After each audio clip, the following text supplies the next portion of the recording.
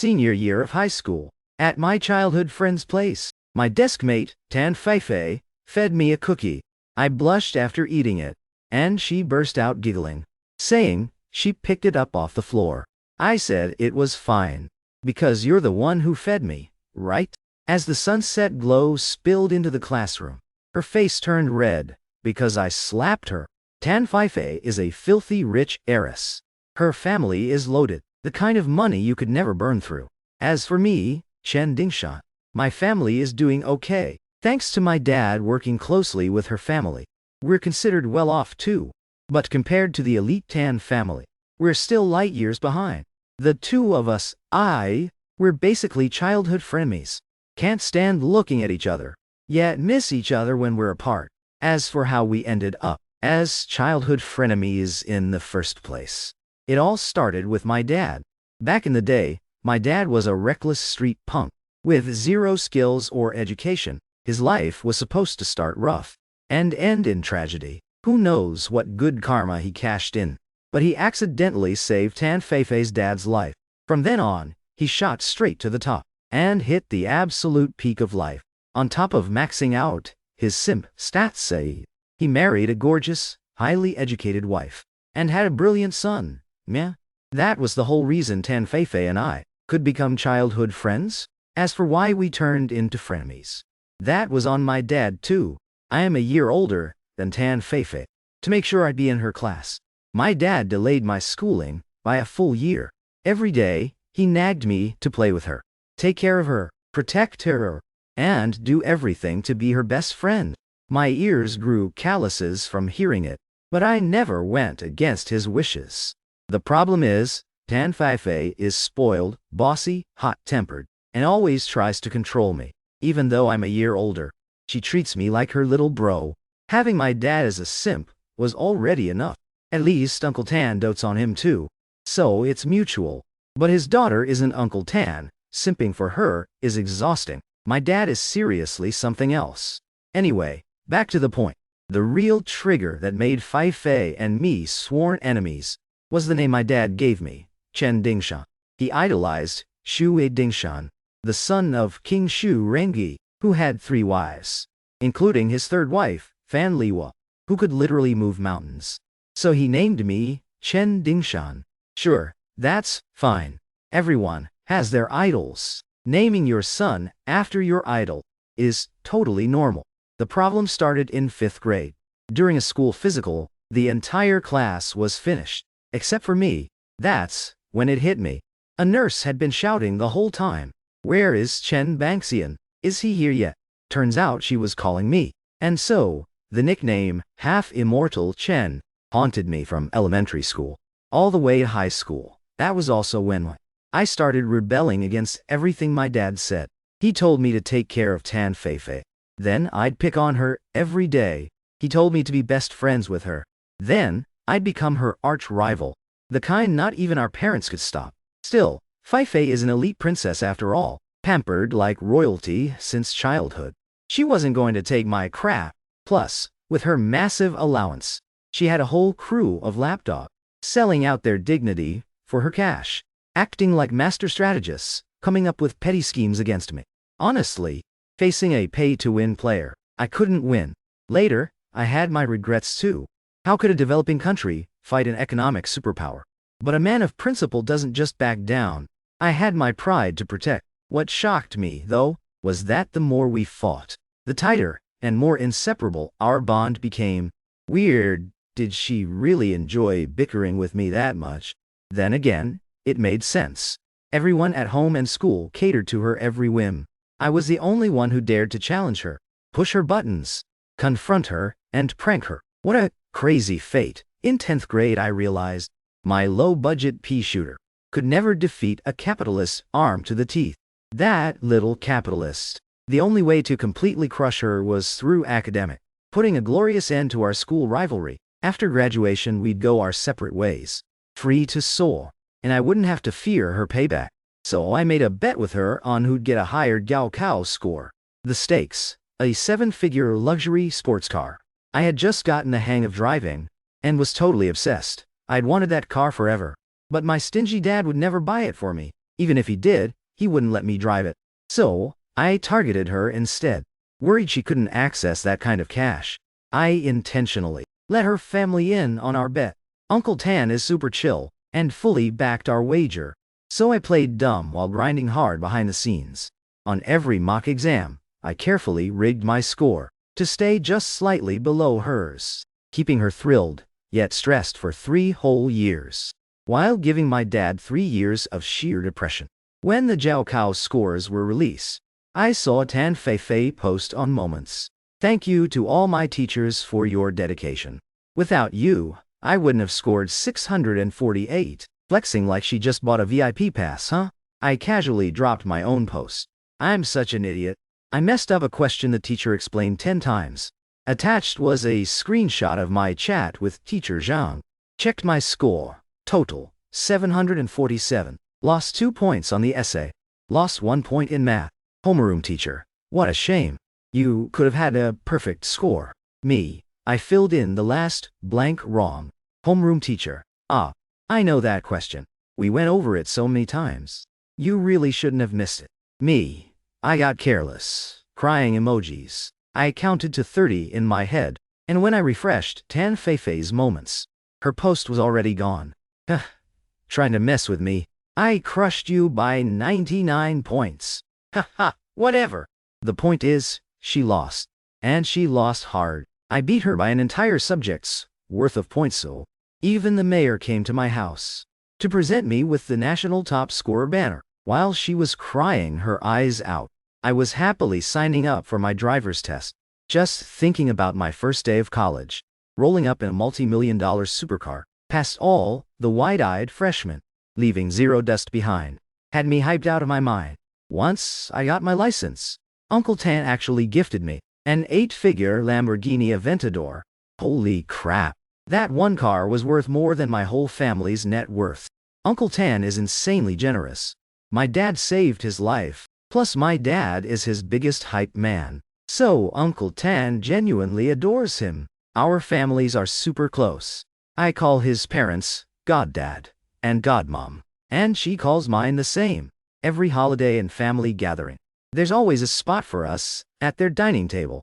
So with him being my goddad, him giving me a Lambo didn't feel like a heavy burden. After a long wait and nearly a month of processing, my Lambo was finally delivered. I was beyond excited that day. Steering with one hand, I took Tan Feifei out, cruising and snapping photos. She had been sulking for 2 months, but had finally gotten over it. I took a selfie with the Lambo and posted it to Moments. I asked the spring breeze why it roars. It said my Lambo's engine is pumping strong. Then I asked the Lambo, why are you pumping so strong? It said Peking University's campus queens are waiting for me. Looking at my post, I grinned from ear to ear. Facing the ocean, I yelled, where the heart yearns. No distance is too far. Chen Dingshan, you deserve all the best things in this world. Tan Feifei was almost touched by my energy, until something clicked and she pulled out her phone. She checked my Moments, and suddenly asked, you're driving this car all the way to campus? Yeah, over 20 kilometers. Are you out of your mind? I'll just get a flatbed trailer. She looked at me suspiciously and asked, don't tell me you went through all this trouble to ship this car just to pick up girls at school. What else? Tan Feifei glared at me and ordered, drive me back. Damn Feifei, must you be such a buzzkill? I haven't even had my fun with this car yet. I definitely didn't want to head back so early. She popped the door open but didn't get in right away. Instead, she said, if your dreams shine too brightly, once they shatter, the despair will cut twice as deep. What do you mean? You said it yourself. The road ahead is long and rough. So naturally, you should be ready for your dreams to crumble. This girl is such a mood killer. It was just a metaphor. Even if you didn't like it, couldn't you just play along? Did you have to be so blunt? I got in and fired up the Lambo, not saying a single word to her the entire ride. Honestly, as an upright, promising young guy, I really didn't want to pick on her anymore. After all, without her, I wouldn't have this beloved Lambo. She really is a top-tier little sister figure. Her only flaws are her low IQ and completely tragic EQ. Tan Feifei suddenly smacked me upside the head. Fuck, you wanna die? I'm driving here, I yelled. That's for talking shit about me in your head. Feeling guilty, I instinctively glanced at Tan Feifei. She raised an eyebrow at me. Forget it, who needs a good little sister like this? The next morning when I woke up, I found the car keys were gone. The car was gone too. What's worse, my parents were nowhere to be found. Every call went straight to, I'm busy or can't talk. I went over to the Tan house, but nobody was there either. My parents didn't come back until the following evening. I was furious. I hate people touching my stuff more than anything. My dad threw his tattooed arm over my shoulder and said with deep earnestness, Shan, take your old man's advice. You're too young. You can't handle a car like this. Dad, it's my car. Why wouldn't I be able to handle it? Did I forget how to hit the gas or the brakes? I ducked out from under his arm and snapped back, totally unconvinced. Shan, what Dad means is you're young, with no real-world experience. A car like this will blind you. Once you enter society, you won't see the world for what it really is. Dad, whether I see the world clearly or not, I have no idea. But right now, I see right through you. You just wanted to steal my car to joyride. What are you talking about? Is that the kind of person I am to you? Do I need to mooch off my own son's car? If I wanted to drive one, couldn't I buy it myself? You are exactly that kind of person. Don't think I don't know what you two were doing yesterday and today. You were driving my car around flexing and showing off. Hearing this, my mom turned around and walked away looking totally guilty. I was just making wild guesses, trying to guilt trip them so I'd have the upper hand. But seeing my mom's reaction, holy shit, nailed it. Going out to party in my car was one thing, but they didn't even bring me along. Why do you have to make it sound so awful? Would a father lie to his son? Dad's just worried you lack experience driving such a flashy car. You'll only attract fake flatterers. What if you grow up unable to judge people's character? Listen to your dad. I won't deny your IQ is through the roof. But son, your EQ is seriously lacking. Don't worry, Dad will find a professional garage to keep it safe and sound. When you graduate from college, I'll give it back. Guaranteed to be in mint condition, just like new. Seeing me stare at my mom's retreating back, my dad quickly yanked me back and kept rambling. Yeah, right, like I'd believe you. You wicked old man. Always saying, low EQ, low EQ. If my EQ were low, could I write an essay that only lost 2 points? I asked impatiently. Just give it to me straight. I'm leaving in 2 days. Are you giving my car back or not? No way. Absolutely not. The experts said, you're too young to handle this kind of car. If you drive it to campus with no family around, people with shady intentions will swarm all over you. What if someone tries to rob, hurt, or kidnap you? Therefore, this car is nothing but a disaster waiting to happen. My dad shook his head adamantly. Dad, you've got to be kidding me. You used to be a street thug. Since when do you listen to experts? What's that supposed to mean? Your dad is now vice president of the Calligraphy Association and an officer in the Musical Theater Guild. I'm a certified man of culture. Why bring up my past? A hero's origin doesn't define him. Get it? Besides, Feifei and the experts she consulted made it crystal clear to me. Boys should be raised on a tight budget. Anyway, no car for you. And for your college living expenses, Feifei will transfer you $10 a month. If that's not enough, don't ask me, ask Feifei. Holy shit, how could I not see through this now? Turns out that rough road ahead she mentioned was her all along. $10 a month means $30 a day. Dad. What can I even do with $30 a day? Am I supposed to starve? If my classmates invite me out, I can't even split the bill. Are you serious right now? The experts said. Dad, stop giving me this experts said crap. Experts said. Why don't you just admit Tan Feifei said it? I'm 19, raised on a budget my ass. Tell me which expert said that, and watch me chop him into pieces. I really couldn't understand why Tan Feifei always had to pour cold water on me at my happiest moments. I literally swore I wouldn't pick on her anymore. Fine, 500 more. I'll tell Feifei to add 500 more. But if you overspend, go ask Feifei yourself. All your money is with her. Her campus is barely 3 kilometers from yours, not far at all. As long as it's a reasonable expense. She'll give it to you, okay? Cursing under my breath, I stormed off, thinking, Tan Daozu, just you wait. To think you set up such a massive trap for me. Not letting me drive the car to school was no big deal. The real nightmare was having to beg her for money for the next 4 years. That was the ultimate tragedy. My dad is the Tan family's most loyal simp. Now that the young mistress of the Tan family has spoken, my dad will definitely enforce it to the letter. Arguing any further was pointless. All that calligraphy and musical theater stuff was just what Uncle Tan liked. My dad was merely sucking up to him, constantly roasting it behind closed doors. Still, that calligraphy, for an ex-thug with an elementary school education, he actually mastered it. His brushwork is genuinely impressive. Turns out, being a top-tier simp isn't easy. You really can't pull it off without sheer perseverance. You little brat, did you just curse at me? Then, right on cue, the whoosh of a flying slipper arrived. I quickly ducked into my room. So, this is the cultured gentleman standard. Even as the Jiaokao top scorer, I'm not this arrogant too. It's all Tan Feifei's fault.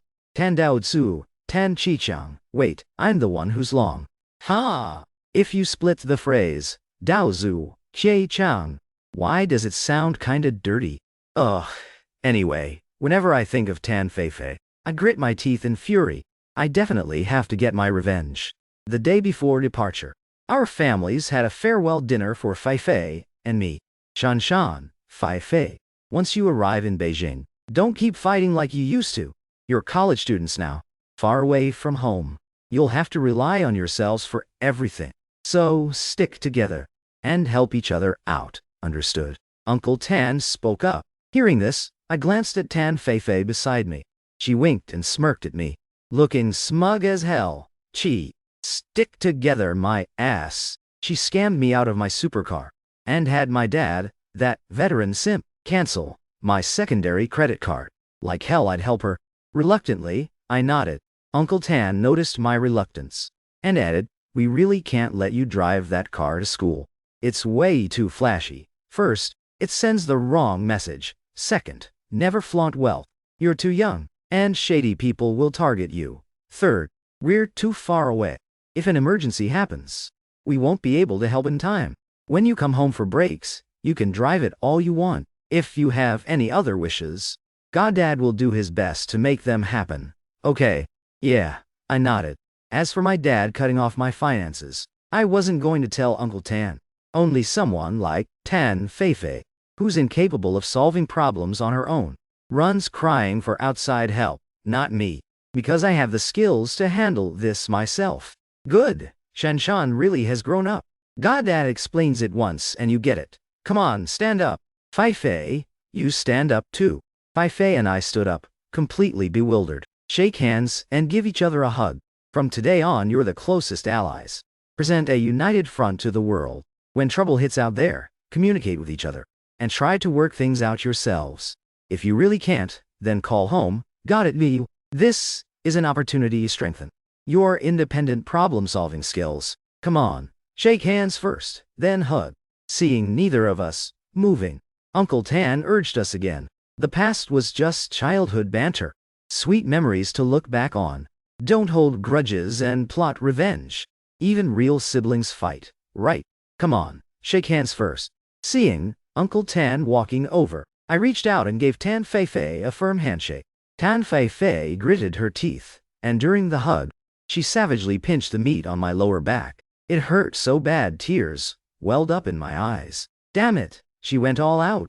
Uncle Tan's mouth twitched at the sight, and just as he was about to stop Feifei, Auntie Tan pulled him back down into his seat. Feifei, the best revenge on a man is to marry him, pop out a bunch of kids, seize control of his finances, and strip him of his freedom, Auntie Tan declared out of nowhere. The moment those words dropped, the entire room fell dead silent. Everyone stared at my godmother. That approach is completely flawed, I spoke up. Over prolonged daily interaction, especially after having children, most women will gradually soften their initial attitude. Plus, most women are biologically inclined to sacrifice for their family. This tactic easily backfires. I just came up with 3 other simple and efficient methods. You guys can take notes. Notes my foot, Shan. Can't you hear the actual point of what I said? Auntie Tan asked, a bit annoyed. I got it. Weren't you just asking me? For the simplest, most efficient ways to get back at a man, I said, looking at Auntie Tan, totally serious. Auntie Tan stared blankly at me for a second, laughed awkwardly, and waved it off. All right, let's eat. I just saw that on TikTok and thought it fit the moment, so I said it. Sister-in-law, my mom, chimed in. Auntie Tan tapped her temple and whispered, he'll figure it out sooner or later. They're childhood sweethearts. Grew up together from day one. Who knows, they might just naturally get together. No way. Impossible, I blurted out before Tan Feifei could. Tan Feifei glared. Mom, how old are you? Don't make reckless jokes like that. Ever heard of the Westermark effect? 2 children raised together during childhood, in adulthood, usually feel 0 sexual attraction toward each other. It's specifically because of the Wester. Shut the hell up. Eat your food or get the fuck out of here. My dad slammed the table and roared at me, then muttered angrily under his breath. How the hell did I raise such a useless idiot? Then he turned to Uncle Tan and asked, is this kid actually smart or just an idiot? Uncle Tan rubbed his nose, smiled, and said, Shan isn't an ordinary kid. The problems he thinks about are just as complex as mine, maybe even more so. That's why his brain filters out useless noise and cuts straight to the core. Once he steps into the real world and leaves behind the intense pressure of school, he'll adapt. No rush. After Uncle Tan finished, I wanted to chime in, but Uncle Tan waved his hand to everyone. Eat. By the way, you 2 heading to campus tomorrow. Go by yourselves. Having parents drop you off at your age is pretty embarrassing. He cut me off completely before I could speak. Then, remembering something, he added to me. Also, no dating. Right. No dating. If I catch you, I'll break your legs. My dad chimed in immediately. I laughed out of sheer annoyance. What's with everyone staring at me? With a measly $500 monthly budget in the capital, how the hell could I afford a girlfriend? If anything, you should be warning Tan Feifei. The next morning, both sets of parents saw us off at the airport early. Feifei, you know how Shan is. Ever since middle school, and especially during high school, his EQ has hit rock bottom. Cut him some slack, and don't always bully him. Out there, on your own, you 2 need to stick together. Auntie Tan urged Feifei. Her bully May. I protested indignantly.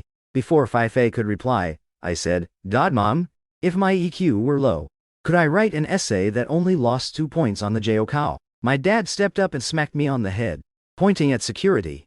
Get moving. Tan Feifei doubled over laughing. In a thoroughly sour mood, I said goodbye to our parents and went through security with Tan Feifei into the terminal. The waiting area wasn't crowded.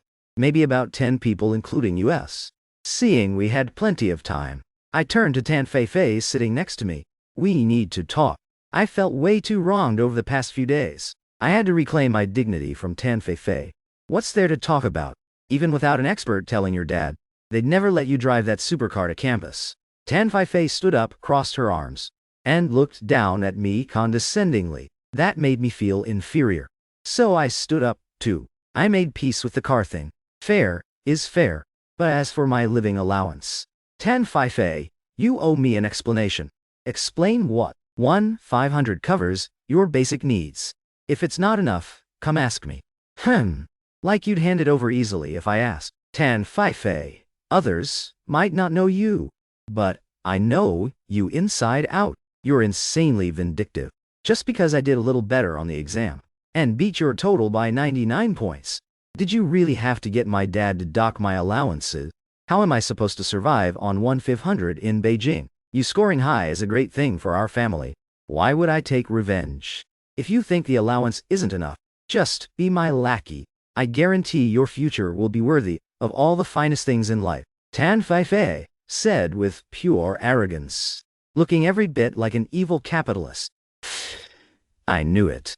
The man your mom mentioned getting revenge on was me, wasn't it?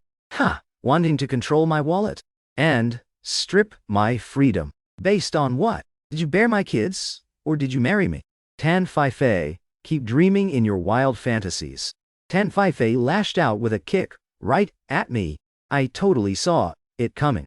I originally swore I wouldn't bully her anymore. But clearly, she doesn't deserve my kindness. I caught her foot in midair, yanked off her shoe, dropped it to the floor, and kicked it far away. Chen Dingshan, do you have a death wish? Tan Feifei raised her bare foot and barked fiercely at me. She has an incredible figure, with super long legs, even hopping on one foot. She still looked graceful and statuesque, but I've long grown sick of it. Then, she threatened me. You better go right now, this very second, and fetch my shoe back. Otherwise, I'm calling your dad right now to dock your allowance by another 500. I stared at her, dead inside. After a long pause, I let out a deep sigh. I acted too rashly, so I obediently went and retrieved the shoe. Bringing the shoe back, she shoved her foot right against my chest. Damn it! I had to meekly put the shoe back on her foot. The moment it was on, she grabbed the collar of my shirt and started rapid-fire kicking me in the butter. I wrapped an arm around her neck from behind, hooked her leg, and took her straight down. I couldn't take it anymore. Forcing me to fight back, huh? The brawl escalated instantly. She has martial arts training, great flexibility, and after years of brawling with me, her real combat fighting skills are insanely sharp. Grabbing my head, she bridged her hips and flipped on top of me, pinning me down, locking my throat with one arm, while pummeling me with her other fist. I freaking trained in martial arts too. Authentic traditional kung fu, at that. No way was I just going to lie there and take a beating. So, the two of us wrestled on the floor, throwing punches, with zero mercy. More and more onlookers gathered around. We caused way too big of a scene, and the police arrived in no time. Total disaster. The two of us were hauled in for questioning. Inside the duty room, I said we were a couple heading to college together, and just had a small lover's spat. Then, immediately, pulled out our admission letters and IDs. We were questioned in separate rooms. But I wasn't the least bit worried about my lie being exposed. Tan Feifei would definitely give the exact same story. After all, that's childhood friend telepathy. Limited strictly to cover-ups, of course. Finally, they brought us together and gave us a thorough lecture. Mostly lecturing me, since I'm the guy. I'm used to that crap by now. Look at you, an elite, top-tier university student, brawling with your girlfriend in public. This looks terrible. If we handled this strictly by the book, you'd get at least 5 days of detention. With a criminal record, how would you find a job? If a couple disagrees, sit down and communicate. You're prestigious college students. When facing a problem, is throwing hands really your only solution? The officer took a sip of water and continued, young man, putting hands on a woman is totally classless. Especially your own girlfriend. Besides, she's so gorgeous. Couldn't you just yield a little? Look, you even slapped her. Her pretty face is flushed red from your slap. Aren't you afraid of driving her away? Hearing that, I immediately wiped the corner of my mouth, directing the officer's eyes to my own face.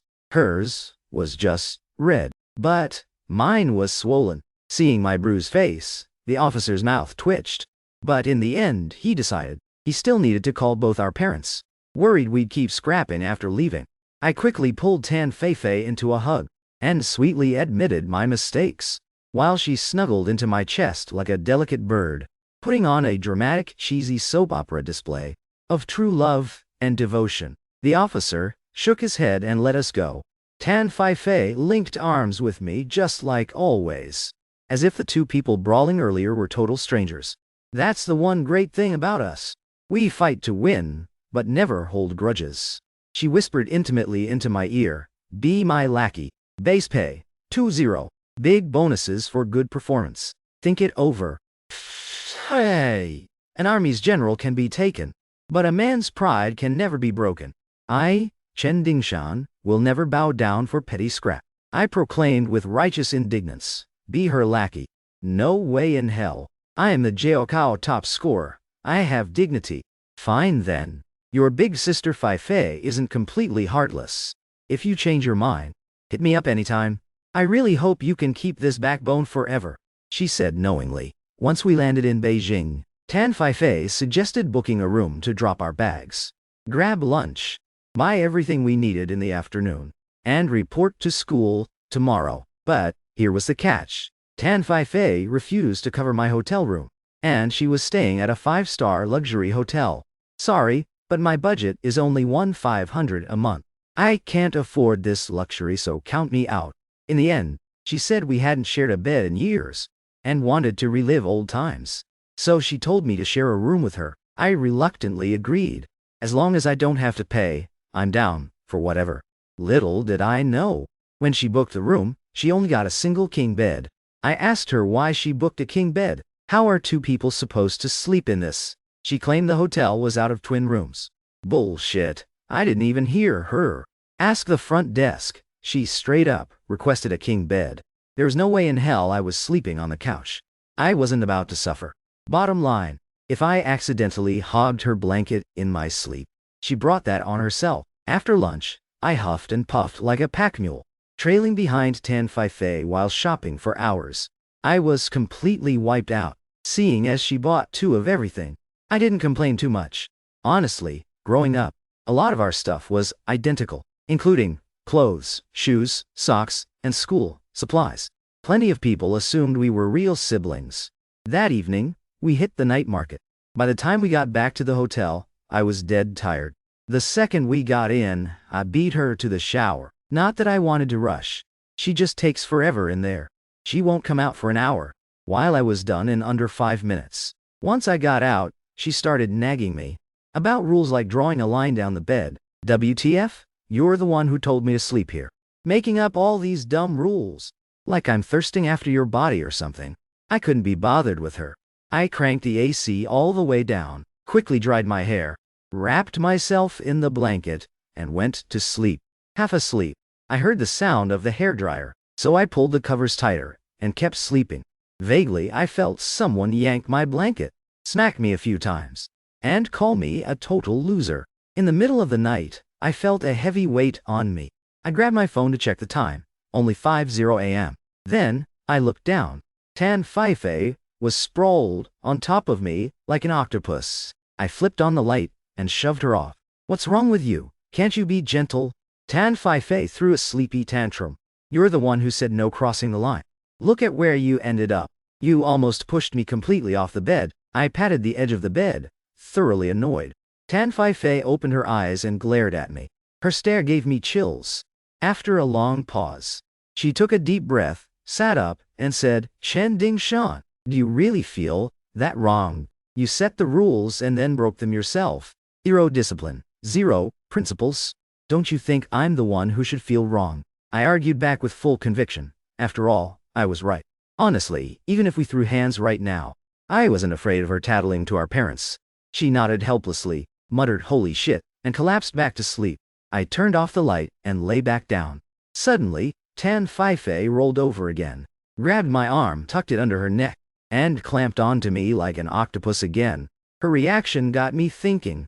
I realized I couldn't keep clashing with her, like I did back home. Back home, after every fight, we inevitably run into each other the next day, through school or family, and make up. But out here, without those safety nets, if we had a real falling out, who knew when we'd ever make up? Wouldn't my life be totally miserable then? With $1,500 a month in the capital, forget picking up girls. Even surviving is tough. Of course, being her lackey was completely out of the question. Way too humiliating. But I could always mooch free food, drinks, and fun off her. Our campuses weren't far apart anyway. Just a 1 yuan bus ride away. That way, my $1,500 stays untouched. If I keep her happy, I might even get extra pocket money. Compared to being a straight-up lackey, this saves way more face. Yep, I gotta keep this precious sugar mommy pampered. Sigh. I ended up turning into my dad after all. Never in my wildest dreams did I expect my first mission in college would be studying how to flatter a rich girl. Tragic, truly tragic. This time, I didn't shove her off and just slept peacefully. When morning came, I left my luggage at the hotel, grabbed her bags and went to check her in at her campus first. Tan Fei is objectively gorgeous. I used to think it was just the power of her money that attracted all those simps to help her mess with me. Now, I see that wasn't the case. How did I figure it out? because this girl is absurdly popular. The upperclassmen looking at her were like huskies in heat, all hyper and desperate to please. At first, they thought we were a couple, because our matching outfits were mistaken for couples' clothes. They weren't too blatant in front of me, but once they found out I was her brother, their eyes lit up with excitement. I ended up with pockets full of offered cigarettes. I felt so disillusioned. The world is truly blind. Aside from a nice body, charisma, a billionaire vibe, and somewhat decent grades, what else does she have? She's basically useless. She tattles, loves violence, and plays dirty tricks. Not ladylike at all. My hands were emptied as the guys fought over her luggage, and was slowly shoved out of the crowd. At the girls' dorm, I didn't head up. She clearly didn't need me anymore. I slipped away back to the hotel, grabbed my own luggage and headed to my campus. I felt like a lonely stray dog that nobody cared about. Along the way, I daydreamed that once I arrived, I'd get the same VIP treatment as Tan Feifei. After all, I'm pretty good looking, and the National Jiaokao top scorer. Sadly, no. Guess Peking University girls are just too reserved, and I blame it on not bringing my Lambo. It's all Tan Feifei's fault. Tan Feifei texted me whining that I left without saying a word. What's the point of saying anything? Even if I said it 10 times, I'd still have to leave. She's so popular. She wouldn't have time for me anyway. I gave her a half-assed reply and stopped texting. Who knows how many dudes were swarming around her right then. Better not disturb her. Once the semester began, we started 2 weeks of mandatory military training. It was tough, no doubt, but with my athletic foundation, it felt pretty manageable. Plus, I actually enjoyed how it tested and forged my willpower. Sushi once wrote, "Those who accomplish great feats in history possess not only extraordinary talent, but also unbreakable perseverance," meaning the gates of success are only open to those with steadfast willpower. In fact, you could say, they are exclusively reserved for the strong-willed. Marching in sync, shouting powerful chants, and belting out military anthems.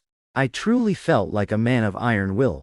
Then Tan Feifei texted, whining about how exhausted she was, completely ruining my vibe. Military training is inherently monotonous and grueling, but it's also a life experience. The prime chance to conquer oneself and build character. As the ancient proverb goes, when heaven is about to confer a great responsibility on a man, it first tests his mind with suffering, fatigues his sinews and bones, and starves his body. Another proverb says, the sword's edge is honed by grinding. The plum blossom's fragrance comes from bitter cold. Feifei, the tougher it gets, the more you must embody the unyielding spirit of our ancestors. How can you surrender to a little military drill? Growth only comes through continuous trials. Just like a sapling, only after enduring the storms can it grow into a towering tree. I spammed her with over a dozen motivational texts. A long time later, she finally replied, "You jealous freak, you're so dead." Truly, only women and petty men are difficult to deal with. Draw close, and they become insolent. Stay distant, and they resent you. I locked my phone, ignoring her. Me, jealous of her. Hilarious. Once military training ended, my dad called, telling me to check on Tan Feifei, saying she was sick. Doesn't Renmin University have a clinic? Why did I need to go? Though annoyed, I still went. Not because I was worried about her, of course, but because it was a day off. I was dead broke, and I had already gotten a student transit pass through class, which gave 80% off bus rides. That meant going to her school cost only 0.2 yuan, and the subway was just 0.4. A round trip didn't even cost half a yuan. Why not go early in the morning? On an empty stomach, I treated myself to the subway. Even though it was only 3 stops, I didn't care about splurging those extra 2 cents. Following my memory, I arrived at her dorm building. There were crowds of guys holding breakfast bags, standing, squatting, or grouping up while waiting. I'd never seen anything like this at PKU. It was pitiful.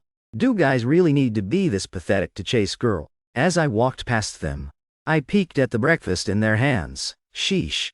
Those meals were at least $10. No, easily $20 and up. How big is their monthly allowance? Weren't they starving or thirsty during military training? Out of my 1,500, I topped up my transit car, loaded my dining car, and after buying one last pack of instant noodles with a sausage last night, I didn't have a single penny left. I didn't even have the budget to bring a girl breakfast. It's all Tan Feifei's fault.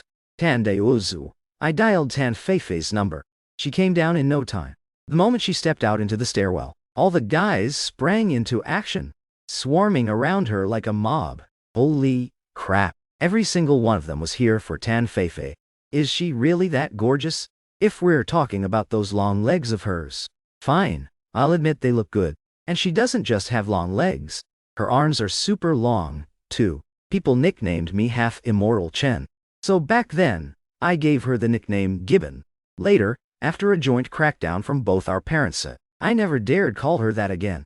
Anyway, seeing these guys made me realize my taste must be truly unique, built different from the crowd. Like Picasso, the beauty I appreciate is definitely on a higher tier. Otherwise, with such a top-tier beauty beside me, how could I have never noticed? It makes no sense. Tan Feifei squeezed out from the crowd, casually linked her arm through mine, and said to the guys, "Thanks for the kind gestures, everyone. I told you I had a boyfriend, but you wouldn't believe me. Now, I brought him over. Look, this is my boyfriend, Chen Dingshan. We came from the same hometown, except he's right next door at PKU. Holy crap." Instantly, waves of icy, intensely envious and hateful glares shot right at me. But I didn't flinch, nor did I back down. Instead, I felt my heart jolted by a sudden rush of power. As if I had come alive again. My mood felt completely wrapped in warm sunshine, pure comfort and bliss. Like a gentle spring breeze caressing my face, bringing me an intoxicating high. That feeling boiled down to one word: glorious. At the same time, all the gloom from the past few days vanished completely. I was in top spirits. "Let's go, I'm taking you out for breakfast." With that, Tan Feifei pulled her hand back, spun me around, and jumped straight onto my back. I quickly scooped up her long legs, instantly triggering a chorus of gasps from guys and girls alike. I was so touched, I could cry. So this is what it feels like to be the center of attention. Right now, it felt like I was carrying my Lambo on my back. Oh, my precious Lambo, with Tan Feifei cheering giddy-up over and over. My speed shot straight up to 70 miles an hour, cruising at 70 miles an hour, feeling wild and free, hoping the destination is the Aegean Sea, running full throttle, chasing dreams on the other side. I belted out at the top of my lungs. Tan Feifei giggled non-stop on my back. Everyone passing by stopped dead in their tracks to watch us. A long time later, completely out of breath, I set her down and collapsed onto the ground. "Your dorm is ridiculously far from the cafeteria." "Not really, it's just a few minutes walk once you head downstairs." Tan Feifei blinked her big glamorous eyes, looking at me like I was the biggest fool on earth. "A few minutes walk. I've been carrying you and sprinting for over 20 minutes. And you're telling me," holy crap, the realization hit me. "Tan Feifei, you played me. Since it's your first time visiting my campus, I just wanted you to take in the full campus scenery." Tan Feifei folded back a smirk and acted cute. Holy crap. I let out a heavy sigh. I still had to ask her for cash, so I couldn't be bothered to pick a fight. I sprawled out like an X on the ground. Still, the more I thought about it, the saltier I felt. What did my constant yielding ever get me? So I spoke up again. "I acted as your human shield. And instead of thanking me, you old witch, you actually pranked me." I was wondering, who in their right mind builds a cafeteria this far? Fuck Chen Dingshan, you wanna die. How dare you call me an old witch? I'll kick you to death. Tan Feifei jumped up and kicked the sole of my shoe. Holy crap, Tan Feifei. I'm warning you. If you want to scrap, at least let me catch my breath first. Picking a fight while I'm exhausted only proves how shameless, despicable, and foul you are. I scrambled to my feet, propped my hands on my knees and yelled, "You're the shameless one. You're despicable. You're foul." Tan Feifei yelled right back, "How am I shameless? How am I despicable and foul? Where aren't you shameless? Where aren't you despicable and foul?" Even if I were shameless, despicable and foul, I could never top how shameless despicable, and foul you are. Furious, Tan Fei threw a flying kick at me.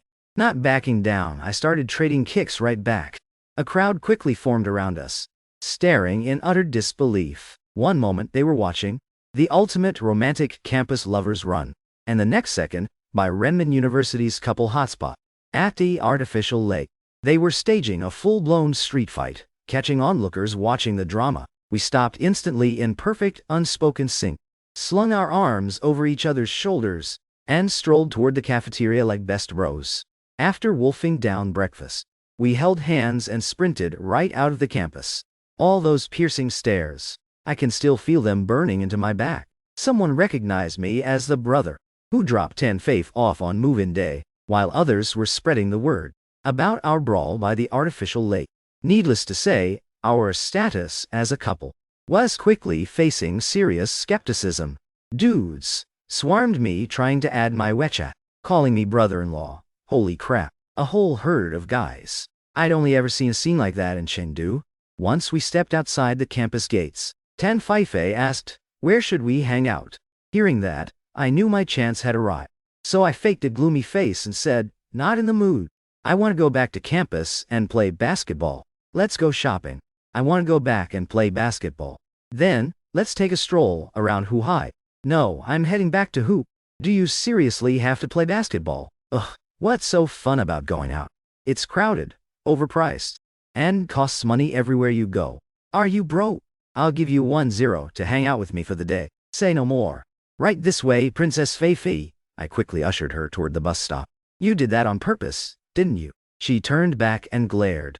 "On purpose about what? When you're flat, broke, where else can you go besides playing basketball?" I deliberately raised my voice on flat, broke. Tan Fei shot me a look of pure disdain. "So what if I have no money? Is it a crime?" She didn't dwell on it either, taking me out to have a blast all day.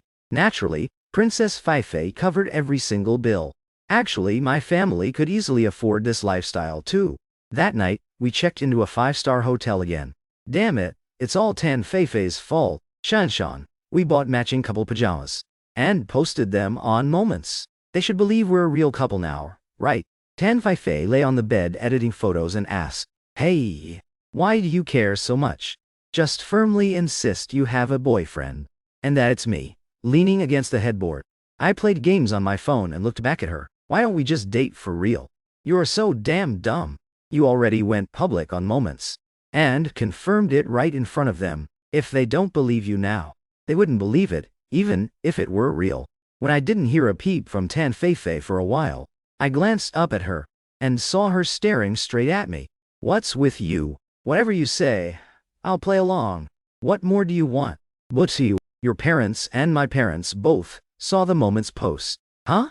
Let me see what you posted." I closed my game and opened her Moments. "Are you an idiot? You actually posted hotel check-in photos? Doesn't it make it look real?" "Well, yeah, it does. Let it be then." Then I went right back to my game. "But they're going to think we slept together." Tan Fei pressed on. "That's their misunderstanding. What does that have to do with us? My conscience is completely clear. Witnessed by heaven and earth." Tan Fei flipped out instantly. "Fuck you. How did I get stuck with such a massive idiot?" "You're the idiot." I put my phone down and looked at her, on guard for any incoming attack. "Dumbass," Tan Fei cursed, then looked back down to edit photos. Threat neutralized. I kept gaming. "Hey, school's been in session for a while. Are there really no girls in your class who like you?" Tan Fei asked out of nowhere. "Nope," I replied without hesitation. "Nobody hit on you."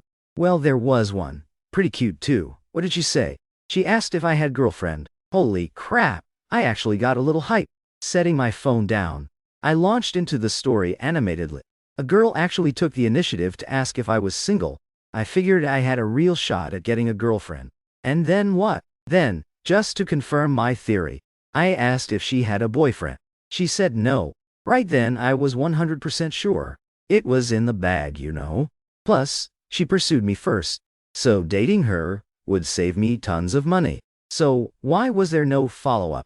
Well, I asked what type of guy she liked. She said she liked guys like me. I don't have an older brother or younger brother. So where am I supposed to find someone who looks identical to me? Not wanting to embarrass her, I just played it off politely, telling her I'd keep an eye out for someone like that. Then, I walked away. Tan Feifei stared blankly at me in disbelief. What's your problem? Why do you keep staring at me like that? I muttered defensively. In just this short span, she had already stared blankly at me, twice. Are you sure you're not messing with me right now? Tan Feifei asked tentatively. Why would I mess with you? Clearly her EQ wasn't very high. Rejecting a perfectly good match right in front of her, and looking for someone who looks identical to me instead. I shook my head, pulled out my phone, and went back to gaming. Ha ha ha ha ha, holy shit, you absolute idiot, and you have the nerve to say someone else has low EQ. Oh my god, I'm literally dying of laughter. Tan Feifei burst into hysterical laughter out of nowhere. I turned my back to her and kept playing my game. Psycho, Chen Dingshan, oh Chen Dingshan, if you hadn't met me, I swear the Chen family bloodline would have ended right here. Hearing that, I looked back. Rule number 1 of trash talking, leave parents and ancestors out of it. And no cursing bloodlines either. Those are the rules. Fine, fine, fine. Rules, rules. Turn around and go back to your game. I don't want to talk to an idiot like you anymore, or my IQ might drop too. I crushed you by 99 points on the Jiaokao. National top scorer, Xinhua, and Pi Xiu literally fought over me. Who's the one with the low IQ here? Me. It's me, Grand Scholar Chen. You're so amazing. I bow to your greatness. Please, Your Highness, go back to your dumbass game. Dumbass game, your head. I coded this game myself. You need actual brain cells to play it. Tan Feifei let out a heavy sigh and whispered softly, I really have no idea what kind of crazy life I'll have dealing with a blockhead like you forever. Just like this, duh. I answered. Then, suddenly remembering our deal from earlier, and that she hadn't paid up yet, I added, You haven't given me the $10 you promised today. Go take a shower first. I'll give it to you after you shower. Hearing that, I immediately got up to shower. I faintly heard her murmur, This is actually pretty nice. Chen Dingshan, you got off way too lucky. I shower fast anyway, and even faster when cash is on the line. I was done and out in 3 minutes flat. The second I stepped out, I saw her tapping away on my phone. Pay up, I held out my hand. Who carries cash these days? I transferred it to your phone, she rolled her eyes and said. I grabbed my phone and checked. Payment received. So I flopped back onto the bed and resumed gaming. Honestly, you're pretty popular with the girls at your school. Tan Feifei noted. Popular, my ass. I saw plenty of girls from your school texting you. Just meaningless, small talk. I don't even bother replying. A guy like you actually gives off a weird sense of security. Sigh, but my mom was right. Just because you're harmless doesn't mean other girls won't make a move. Especially a dummy like you, who came to college specifically hoping to pick up girls. After just a few rounds of flirting, someone will figure you out completely and wrap you around their finger in minutes. And with how stubborn you are, you'd probably be hooked forever with no return. My mom told me to make a move early. But what kind of move is she talking about? She never explained it clearly. Tan Feifei rolled over, staring up at the ceiling and muttering. I glanced up at her, then went right back to gaming. Godmom seems to have a misunderstanding about me. Guess I need to have a serious talk with her over the break. Chen Dingshan, I'm going all out tonight. You dumb groundhog, you're getting off way too easy. Tan Feifei turned on her side, propping her head up with one hand and winking at me. I stared at her like she was an idiot. Damn it, Chen Dingshan. I made it this obvious. What is that look supposed to mean? Do you still not get what I'm saying? What does your mom really mean? Does she really think we're together? Or does she want us to actually be together? I asked very rationally. She got flustered. Ha! I held the upper hand in this conversation. Ooh! Finally, catching on. Tan Feifei's eyes lit up immediately, sitting up eagerly. Still, it's impossible, I said. Us being together would basically be incest. Fuck off! Tan Feifei kicked straight at me, nearly sending me flying off the bed. Tan Feifei, I'm warning you. Don't push your luck. I gripped the edge of the bed and glared at her. Issuing a stern warning, Tan Feifei stood up on the mattress. I quickly sprang up and stood by the bedside, ready to dodge her attacks and counter at any second. But the strike I expected didn't come. She smoothed down her clothes, looked down at me and said, "Whatever. Groundhog, I'm going to shower. By the way, do you want to see me in black stockings, white ones, or nude ones later, huh? Did you even pack that many pairs of stockings? How come I didn't see any? Chen Dingshen, are you a complete moron? Is that really what you should be focusing on right now? But I genuinely didn't see you pack that many stockings. Holy fuck. What kind of mental breakdown possessed me to even ask you that question?" Tan Feifei grumbled, hopped off the bed, glared at me, and slammed the bathroom door. So bizarre. Throwing a temper tantrum over nothing. I legitimately didn't see her pack any stocking. Besides, what kind of stockings haven't I seen on her legs before? Was it really necessary to make a special point of asking? While she was showering, I called my mom. I suspected Godmom was genuinely trying to set me and Tan Feifei up. I had to explain this to my mom, so she could talk some sense into Godmom. We couldn't let them mess around like this. The second the call connected, "Mom, don't hang up. I have something super important to say." Luckily, she didn't hang up immediately like she usually does. So I told my mom everything that happened today, minus the brawl at the airport. I laid out several key reasons to my mom on why Tan Feifei and I could never be together. First, we grew up together from childhood, so there is zero mutual attraction. After all these years, I never even realized how pretty Tan Feifei looks in other people's eyes. That's the clearest proof. Forcing it from the parents' side will only backfire and ruin marital harmony. Second, we're still students. Students should focus on studying. Otherwise, it's basically a crime. Third, our families are too close. Becoming in-laws carries the following risks. Before I could even finish, my dad's voice boomed through the speaker. "Keep running your mouth. Just keep blabbering. Believe me, I'll fly over right now and beat you to death. You useless idiot. Dad, don't call me Dad. Call me Chen Choniu." A burst of cheerful laughter echoed over the receiver. "Where's Feifei?" My dad's repressed voice came through. "Taking a shower." "What's her attitude? Did she say anything?" "She's mad. Did you mess with her again?" "No. She asked if I wanted to see her in black stockings, white stockings, or nude stockings. And I..." Stop. Shut up. That's private, personal stuff." Saying that out loud is deeply embarrassing, especially when older family members are listening. "Why on earth would you tell your dad that?" My dad hastily cut in and yelled. I could faintly hear my mom explaining in the background. "The kids are just playing around."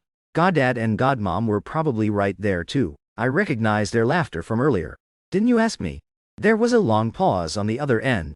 So long I thought the call dropped, but then they actually hung up. Sigh. Communicating with the older generation is impossible. There's just a huge generational gap between us. Tan Feifei finished showering, dried her hair, came out, slipped under the covers and snuggled straight into my chest. My immediate thought was that she was homesick, because after that phone call earlier, I suddenly felt an empty ache in my own chest. It had been over 2 weeks since we arrived, and I hadn't properly talked to my family once. Hearing Mom and Dad's voices out of nowhere today made me genuinely miss them too. If a tough guy like me felt that way, how much more so for a girl like Tan Feifei? I wrapped my arms tightly around her. "Homesick, right? It's okay. Hold me and cry all you want." "Ah, holy shit. Tan Feifei, are you a rabid dog?" I shoved her away and screamed. My chest had been viciously bitten by her. It hurt like absolute hell. "Chen Dingshan, are you actually this fucking brain dead or just playing dumb? I'm literally in your arms in bed, and you still don't get it." Homesick. I FaceTime and call your parents. And my parents every single day. Why would I be homesick? Tan Feifei exploded in frustration. "Why do my parents pick up your calls, but never mine? Every time I call, they either hang up immediately or claim they're busy. If they hadn't picked up a couple of times, I would have thought they blocked my number." I ranted furiously. Immediately, a pillow slammed into my face, followed by a heavy kick to my ribs, and I went tumbling off the bed. Phone call. Who the fuck was talking about phone calls? Starting today, I'm focusing solely on my studies. I'll send your allowance on time, so don't you ever call me again. And I won't call you either. Stay a single dog for the rest of your damn life. I'm officially done with you. With that, Tan Feifei yanked the blanket over herself and turned to the other side. I thought to myself, was that huge tantrum really necessary? So you're not homesick? Big deal. It's not like I blamed her. But why do my parents constantly dodge my calls? Yet answered so quickly today. Something fishy was definitely going on. But since it was so late, sleep came first. I'd ponder it when I had time. That night, we slept on opposite sides, keeping entirely to ourselves. For the next month we didn't contact each other at all. When I called her, she wouldn't pick up. Her telling me not to call was obviously just anger speaking. I'm not some clueless guy. So, of course I wouldn't actually stop calling her. But since she never answered, I worried that going to her campus would be a waste of time if I couldn't track her down. After all, my schedule wasn't exactly open. A senior professor had taken an interest in me, and I spent all my time working with their research team, which was why I hadn't visited her in person. Chen Dingshan, come, save me. I'm at Deep Blue Bar. Someone's harassing me. It was past 9:00 p.m., and I never expected her next call would be an SOS. I bolted out like crazy. She wasn't far from me. 2 kilometers top. Sprinting at full speed from my dorm, I reached the spot in under 5 minutes. Just as I arrived, I saw Tan Fei and 3 other girls running out of the bar, with over a dozen guys chasing behind, yelling, and trying to scare them. My adrenaline spiked. I flew in with a dropkick, knocking the lead guy flat on his back. A chaotic brawl erupted instantly. I'm trained, but couldn't overcome their numbers. Some even ran back into the bar and returned with steel pipes. Now we were in trouble. They had weapons. Seeing me overpowered and taking hits, Tan Fei rushed over, took a pipe strike for me and went down. Holy shit, I saw red. Tanking another blow, I snatched a steel pipe away. Channeling my inner Zhao Zilong, I severely injured at least one guy and knocked several others out. When the police arrived, I hoisted Tan Fei onto my back to sprint for the hospital, but the officers stopped me. I handed over my student ID, transit card, and phone, basically everything on me. The hospital wasn't far, right nearby, less than a kilometer away.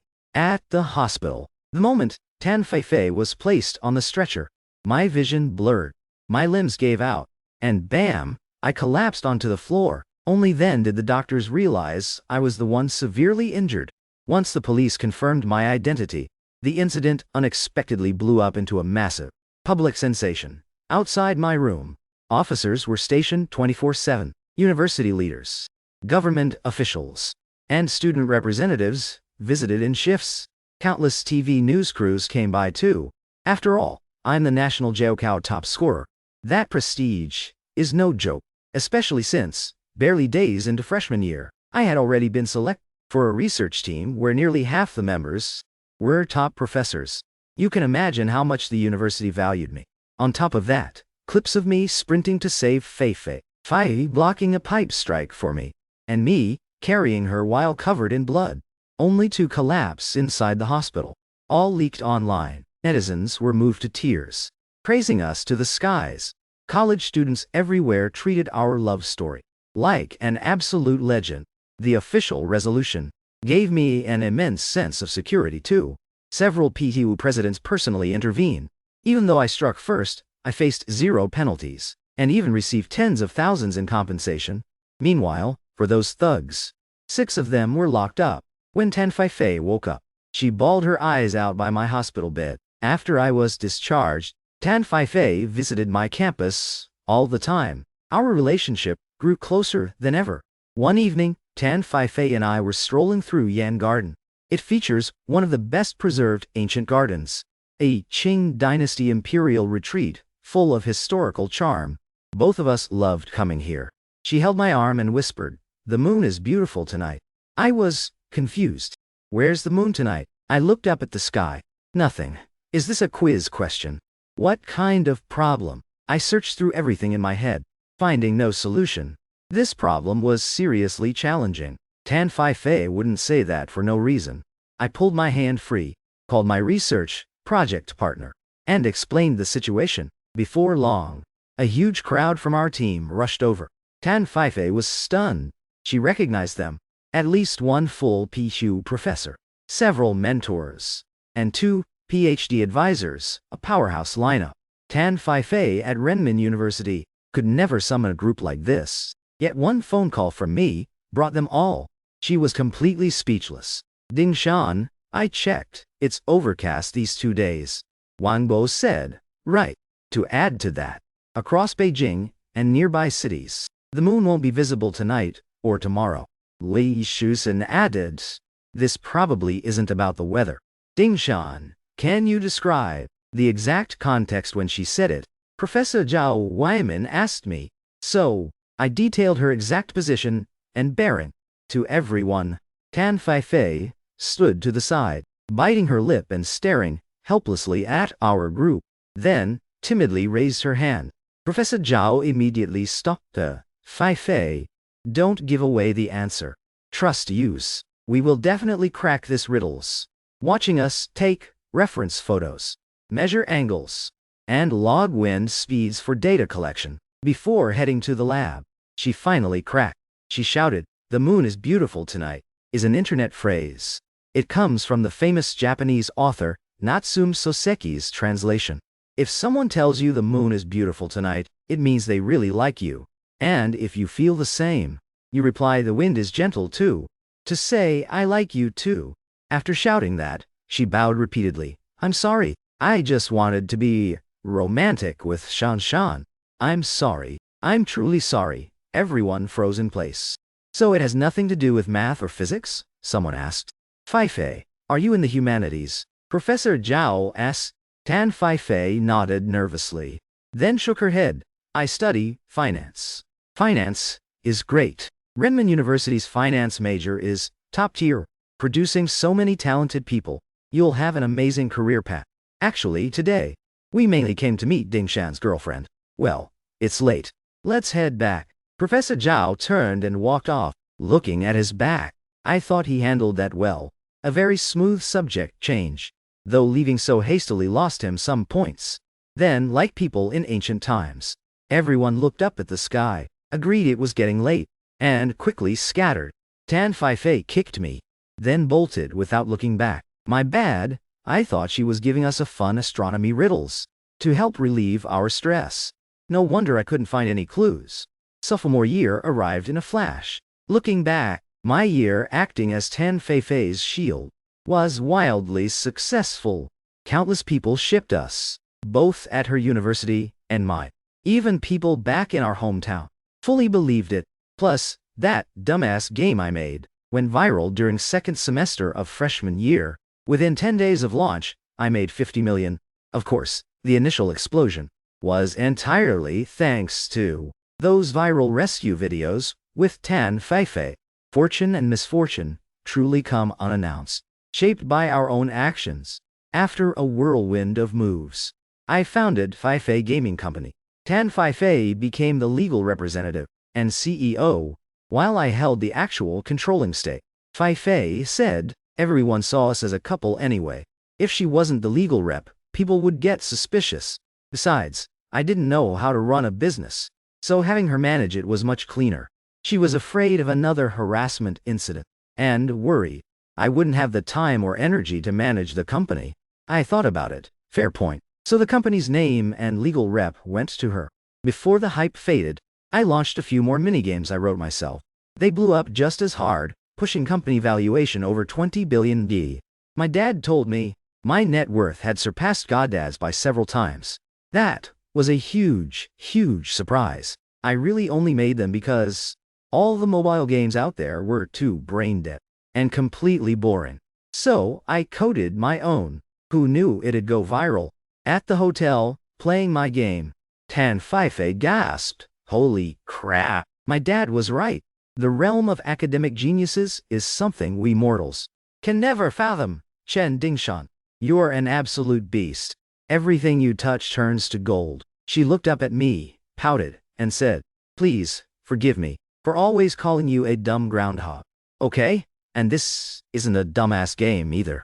I rolled my eyes. Tan Fei's EQ is truly rock bottom.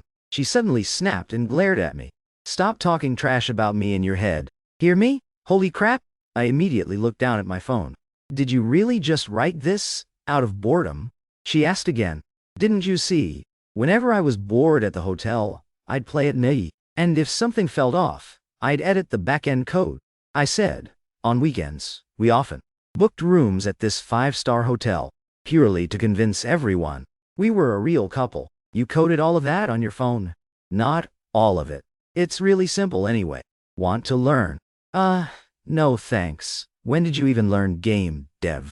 Right after the Jiao Kao, while waiting for my Lambo.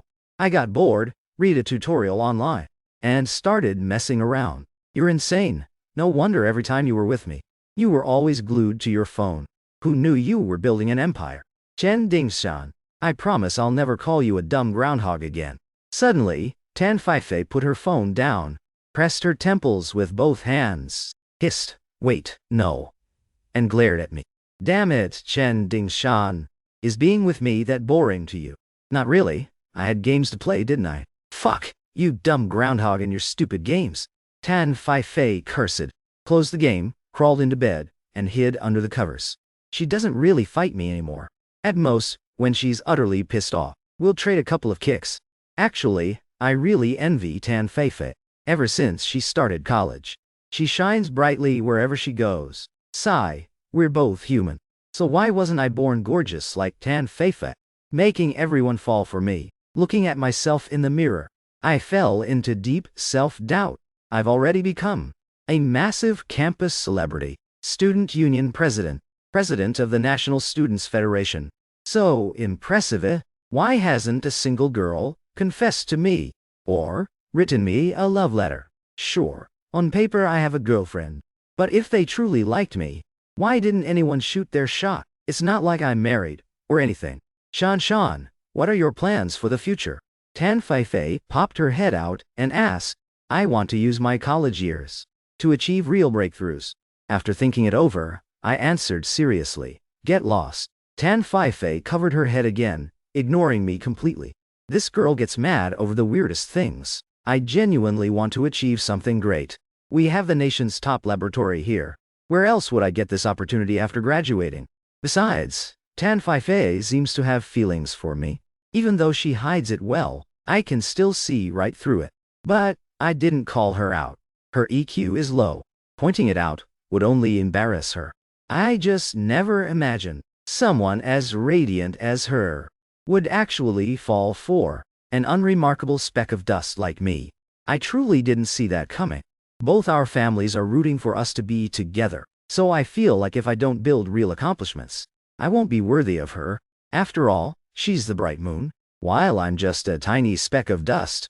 By the end of senior year's first semester, after a full year of closed-door research, our team's flagship next-gen chip was finally developed.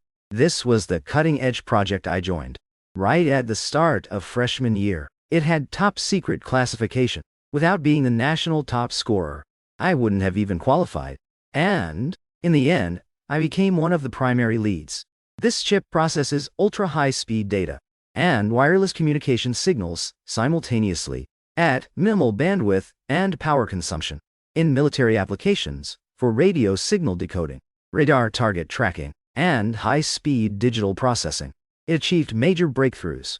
Plus, we simultaneously engineered a secondary chip capable of high speed, high precision, wide dynamic range visual data acquisition, creating a huge leap forward for AI and computer vision. Combined together, militarily, our weapons advanced by a full generation, while bringing game-changing tech to commercial sectors. My team and I gained worldwide renown. Genius that I am. Even before graduating, I received invitation letters from top tech giants globally. On the day we finished lockdown, Tan Feifei came to my campus early, seeing her again after more than a year. My heart skipped a beat. She had changed so much. Holy crap, I can't even describe what was different. She just looked completely like a mature, stunning woman. Her face was so breathtaking I was stunned. Only then did it truly hit me. Tan Feifei is gorgeous. Over the past year in lockdown, I hadn't seen her, or even my own parents, so outside calls were strictly landlines. Because this research project was top secret classified. To prevent leaks during critical phases, my team and I never left the lab. Armed guards patrolled the facility around the clock. let alone family. Even the university president needed clearance to enter. She stared blankly at me. I collected myself and said, "Long time no see." She suddenly burst into tears. That look on her face made it seem like I'd just been released from serving time in prison. She threw herself into my arms. I was caught off guard. We'd hugged like this countless times before, so why did my heart race so intensely this time? Her crying turned into full-on sobbing. Losing her balance in my arms, she slipped onto the ground. She looked up at me resentfully, looked down, and her face twisted into rage. "Damn it, Chen Dingshan, you still have your hands in your pockets, eh?" Wiping her tears, she cursed. I quickly pulled my hands out. "Why'd you take them out?" "Isn't it cold?" She sniffled. "A bit," I said, shoving them back in. "Chen Dingshan, you dumb groundhog, you actually put them back." I felt pure murder in Tan Feifei's eyes. I pulled them right back out. "Don't you see I'm still on the ground?" I rushed to crouch down and help her up. "If you wanted help up, just say so. Playing all these mind games just leaves people confused." Sigh. It's been over a year. At first glance I thought she changed. But she's still the exact same. Low EQ aside, she never communicates her actual intentions clearly. Who has the energy to play guessing games? What's that internet phrase again? Total drama queen. After I helped her up she kicked me, pointing. "You're talking shit about me in your head again, aren't you?" Damn it, how did she figure it out? Then, she tugged at my collar, inspecting me. "How long has it been since you showered?" "Not that long, really. The smell on you is punching my nose. Even your jacket collar is black. Not long, my ass. No haircut, no shaving.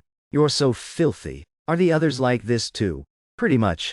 We didn't leave the lab. The AC was running 24/7, and we barely sweated. So nobody bothered." "Oh my god." Tan Feifei dragged me straight to the parking lot. There, I saw my Lambo. My sweet Lambo. I sprinted over, hugged the hood, and practically wept. It had been at least 2 years since I saw it. My college life wasn't like other students. My breaks were only a few days long. Before the lockdown, I only drove it a handful of times a year. But at least I could see it. Once lockdown started, I went over 2 years without laying eyes on a T. Tan Feifei stomped her feet in fury, screaming and charging at me to kick me relentlessly. I pressed against the Lambo, kissing it over and over, completely ignoring her kick, pouring out all my heartfelt devotion. In the car, she called the hotel, asking housekeeping to fill the bathtub, then hit a supermarket to buy a bunch of supplies, scrub towels, hair clippers, and more. Damn, this violent zero EQ woman actually wanted to cut my hair. At the hotel, she dragged me straight into the bathroom. Under the threat of kick after kick, I was stripped down to nothing. Damn it, she literally washed me down, cut my hair, and then things escalated. Long story short, we officially crossed the line. Tasting passion for the first time, we went at it all night. Yet I still felt like something was missing. "Why do you have those kinds of videos on your phone?" I asked curiously while lying in bed. Hearing that, Tan Feifei buried her face under the pillow. I pulled back the blanket to press further. I was genuinely curious. How does a girl even end up with adult videos like that? Tan Feifei lost her temper. "Chen Dingshan, what is wrong with you? Don't you know why I have them, Zai? How would I know if you don't tell me? Fuck. I swear I'm going to kill you. If you don't want to say, forget it. Who knew that beneath your aloof exterior, you're secretly a total pervert? What the hell? My mom gave them to me, okay? She was worried we wouldn't know what to do." Tan Feifei hid under the blanket again. "Oh, so that's why." Honestly, totally unnecessary. Even without hands-on experience, I have all the theory down, I mused. Sure, I'd never done it before. But, in our lab, aside from me, almost everyone was married. Some couples even worked in the same lab. During that year-long lockdown, life was dull and grueling, so they'd constantly crack dirty jokes to lighten the mood. So theoretically, I really was an expert. Feifei, suddenly wanting to know how it felt for her. I pulled back her covers. "What?" Tan Feifei poked her head out crankily. "How did it feel for you?" The first round hurt a bit, but the next 2 times I barely felt anything. Tan Feifei recalled frankly, "How could you not feel anything? That's impossible." I really didn't. All 3 rounds combined didn't even last 5 minutes. What was I supposed to feel? Hearing that crushed my soul. If I knew you'd be that quick every time, I wouldn't have bothered taking that long shower. What a hassle! Tan Feifei continued roasting me. Tan Feifei's words felt like a dagger, stabbing straight into my heart. I thought it was supposed to be something mind-blowing. That girl in the video was definitely faking it. Personally, I didn't feel a single thing. Tan Feifei remarked in all seriousness. Tan Feifei, are you deliberately trying to humiliate me? I was genuinely pissed off. Tan Feifei suddenly realized her words were a bit hurtful, so she quickly wrapped her arms around my neck and coaxed, no, actually, there was some feeling. Next time, I'll try my best to act like that girl in the video. Okay? Holy shit. And you still claim you're not deliberately humiliating me. I pulled back and ducked out of her embrace.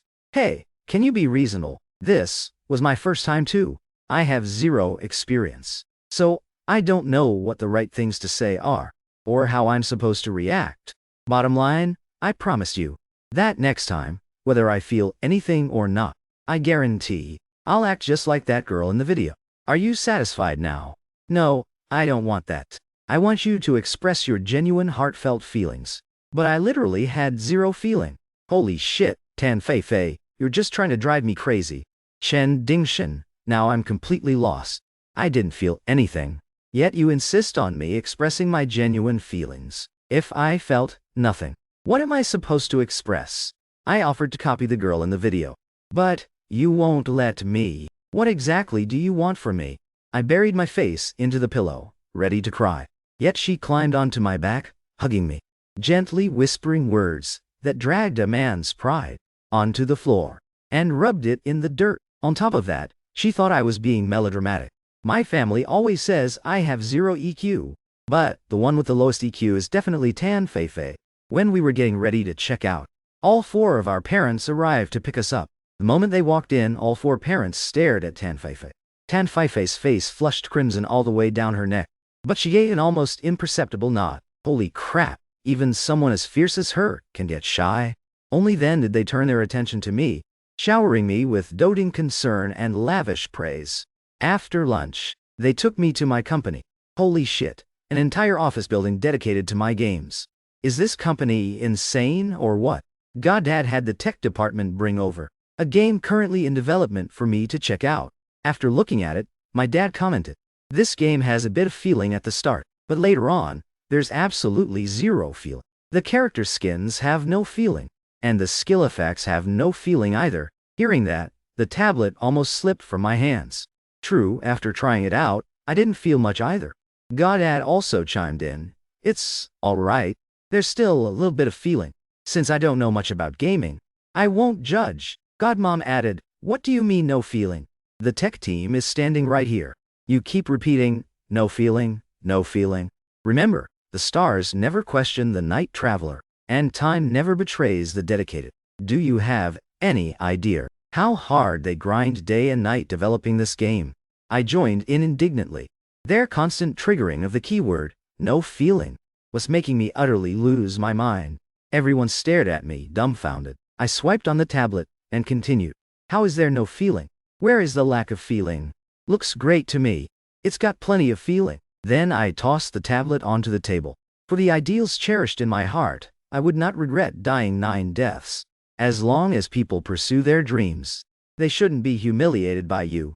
The tech team hastily clarified that it was normal work feedback, and they didn't feel humiliated at all. Tan Feifei suddenly burst into roaring laughter, and I stormed off in absolute embarrassment. Much later, they finally found me in a break room, struggling to hold back their laughter, making me cringe so hard. I knew Tan Feifei had definitely told them why.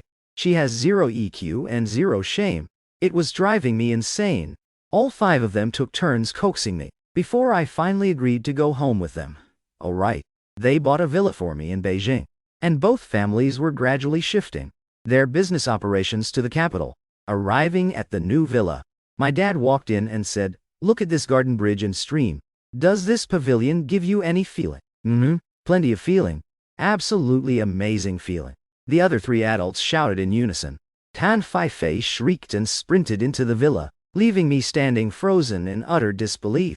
In the days that followed, I asked a PQ medical professor on behalf of a friend, and learned that finishing too quickly was purely due to psychological nerves. Over time with practice, it wouldn't happen anymore. So, whenever I was free, I sought out Tan Feifei to debate the day all. She said the road was blocked and long. Then, I had to clear that road completely.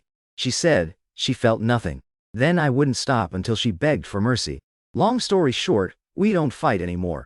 We just settle everything in bed. Later on an auspicious date chosen by our families, Tan Feifei and I registered our marriage. On graduation day, we threw a grand wedding.